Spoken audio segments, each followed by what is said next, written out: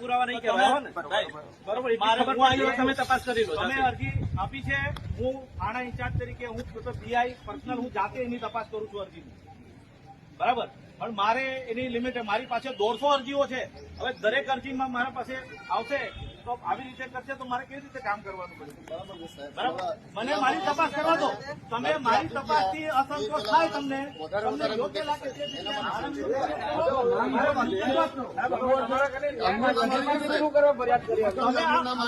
આ બાબતે સાહેબ પણ જવાબ આપી દીધો છે, એસપી સાહેબે પણ જવાબ આપી દીધો છે, અમારો જવાબ પણ આ છે. બરોબર. મારે આ લોકો ભલે આવ્યા હતા, એસપી સાહેબ જોડે ફરિયાદ નથી થવાની એવું તમે કહી દો કે નથી.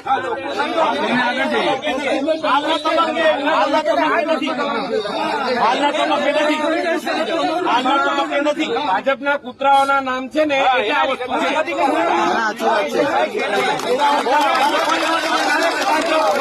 નામ હોત ને અત્યારે કારના ઉચકી નાખી કાયદો નેવે મેકીને ઉચકી લે સાહેબ. પોલીસ કાયદો નેવે મેકીને રાકેશભાઈ વાત સાંભળો. આમાં એવું થયું છે કે તમે કાલે રાહ જોશો ને કે આમાં મળશે. પ્રાઇમા ફેસી સાહેબે ચોખ્ખું કહી દીધું આ ગુનો બનતો જ નથી. તમારું આ જ આવશે. તમે એડવાન્સમાં કહી દીધું. સરસ સાહેબ, ધન્યવાદ. સરસ ધન્યવાદ. તમે કહી દીધું.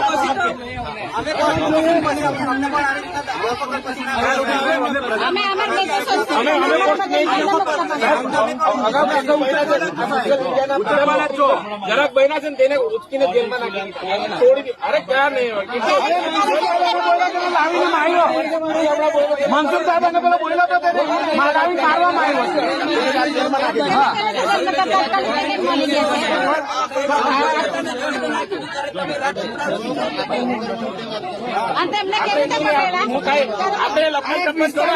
લગાવવાનું કામ કરી રહ્યો છે આ ભાઈ. જે પોસ્ટ કરે છે એ વિસ્તારને લાંછન લગાવવાનું કામ કરે. એના માટે સાહેબ, એના માટે આપના તરફથી કાર્યવાહી થઈ જોઈએ ને. આપના તરફથી સાહેબ કાર્યવાહી થઈ જોઈએ. પોસ્ટ રાજ વસાવાએ કરી છે તો રાજ વસાવાએ આ ખરાબ પોસ્ટ કેમ કરી છે? અને ડુમખલ ગામનું નામ લઈને પોસ્ટ કરે છે કે ત્યાંની મા દીકરીઓ વિશે બોલી રહે, પણ નામ નથી બોલતા, પણ આખા વિસ્તારને બાણમાં લઈને વાત કરે છે. લોકોને દુભાય છે ને લાગણી દુભાવે છે ડુમખલ વિસ્તારની. ડુમખલ વિસ્તાર અમારો ધારાસભ્યનો વિસ્તાર લાગે છે. તો અમે બોલીએ ક્યાં બોલે એના માટે? સાહેબ મને વાત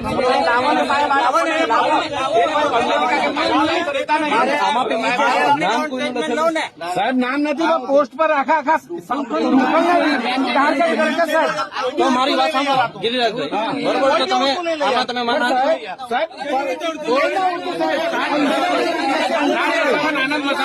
અમે નામ ક્યાં કીધું, જે વ્યક્તિ ટાંકીને કીધું છે વિસ્તારને ટાંકીને એ વિસ્તાર અમારી મતદાર એમાં આવે છે.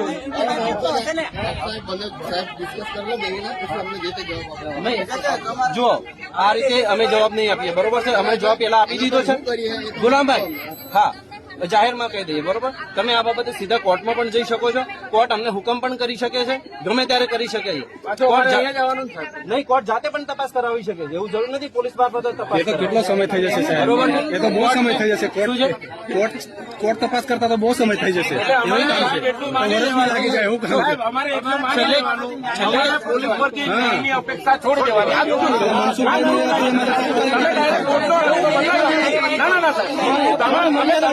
તમે કોર્ટનો રસ્તો બતાડો, તમે પોલીસ કરે રાકેશભાઈ, અમને સાંભળો પેલા, બરોબર છે. અમારા પાવર છે ત્યાં સુધી અમે પાવરનો ઉપયોગ કરીએ અને એમાં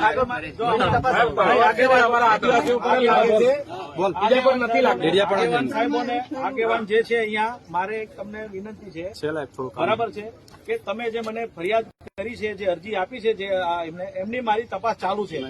તો તમે મને એમ માનતા હો કે મેં આટલા લોકોને ભેગા કરી અને પ્રેશરાઇઝ કરી અને આના પછી તપાસ કરાઈ, તો એ વાતમાં કોઈ માલ નથી. મને જરૂરી પુરાવો મળશે તો એના પર એક્શન લઈશ, 110% લઈશ. નહીં મળે તો એક્શન નહીં બી લઉં. આ મેં જાહેરમાં કહી દઉં. કોઈને સારું લગાડવા બી નથી, મારે કોઈને સારું નથી લગાડવું. મારે નથી આ પક્ષ, મારે કોઈ દેવાને. મારી પાસે ફરિયાદી આવે છે, ફરિયાદી પોતાની ફરિયાદ આપે છે, એના પર મારો પોતાનો અધિકાર છે કાયદાથી કે ભાઈ મારે એને યોગ્ય ન્યાય મળે. પણ એનો મતલબ એવો નથી કે બધા ભેગા થઈને હું પ્રેશરાઇઝ થઈ જાઉં અને એનાથી મારી તપાસને કોઈ અસર થાય. આ તમને એકદમ સ્પષ્ટ કરી દઉં. તમે અહીંયા આવો, તમે આનાથી ડબલ સંખ્યામાં આવો, મને એનો કઈ વાંધો નહીં, તમારો અધિકાર છે. પણ એનો મતલબ એવો જરાય નહીં થશે કે મેં આમાં પ્રેશરાઇઝ થઈ કોઈને બોલાવી લઉં ને એ કરી લઉં. અને આ એ બી નથી કે આ ભાજપના છે કે આના છે કે તેના છે ને મેં એના વિરુદ્ધ થઈ ગયું છે. મારે જ્યાં જરૂર પડી મને પુરાવા મળ્યા, મેં ગુના દાખલ કર્યા છે અને એના પર કાર્યવાહી કરી જ છે. મારો રેકોર્ડ તમારે જોઈ લેજો. અને આ કાર્યવાહીથી તમને અસંતોષ હોય તો મારા વિરુદ્ધ તમારે જ્યાં ફરિયાદ કરવી હોય ત્યાં કરી દેજો. બસ મારે આટલી રજૂઆત કરવી છે. તો આપને વિનંતી છે કે આપ જરાક એમાં તમે રાખો અને બીજા લોકોનું પણ કામ થવા દો. કે મારી પાસે દરરોજની 100 અરજી આવતી હોય છે અહીંયા મારી પાસે પેન્ડિંગ. દરેક માણસ આવી બધી લઈને આવશે અને તો મારે કામ કેવી રીતે કરવાનું? હજુ તમને કોઈ 5 આગેવાન અથવા 7 આગેવાન ત્યાં આઈન સાહેબને મળી લો, ઉપરી અધિકારી બેઠા છે, ડીવાયએસપી સાહેબ જો કદાચ DYSP તમને સાહેબ પણ બેઠા મારાથી નથી, તો તમે એમને રજૂઆત કરો.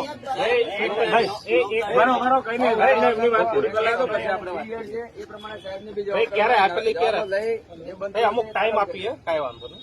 3 દિવસ થયા હજી. અરજી તપાસ કરવાનો અમારી પાસે 15 દિવસનો સમય અમને કોર્ટે આપેલો. વચ્ચે બોલશો જ નહીં થાય કઈ. કોઈ 2 કલાકે નહીં બદલે. જો અમને ખબર છે કોઈ પણ ગામને બદનામ કરવું ને એ યોગ્ય નથી.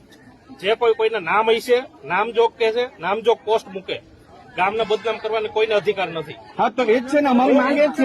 અમે એ જ કરીએ છીએ. જો અમારી તપાસ દરમિયાન જો ક્યાંય પણ એવું નીકળશે કે ભાઈ ગામને બદનામ નથી, કે આમાં ગામ બદનામ નથી, અમે લેખિતમાં આપી દેશું કે ભાઈ આ જે પોસ્ટને મૂકવામાં આવે છે એ ખોટી છે ને એના વિરુદ્ધમાં કાયદેસર કાર્યવાહી થશે અને ગામને યોગ્ય ન્યાય મળશે. રાજ વસાવાના ફેસબુક પેજ પરથી આ પોસ્ટ વારંવાર થાય છે. દિવસમાં 3-4 વાર પોસ્ટો આવે છે, બરોબર છે. એટલે ગામના બદનામ કરી આટલું બધું સ્પષ્ટ કહું છું કે રાજ વસાવા કરીને છે એના દ્વારા પોસ્ટ થાય છે. તો પછી હજુ કેટલાને આપ પણ સોશિયલ મીડિયામાં જોઈ શકો છો. અરજીને 14 દિવસનો સમય જોઈએ. સાહેબ તપાસ કરો. 14 દિવસ ટાઈમ પૂરો લેવો એવું ફરજિયાત જ છે. જેમ બને એમ જલ્દી થશે. તો પછી આપ પણ જોઈ શકો છો.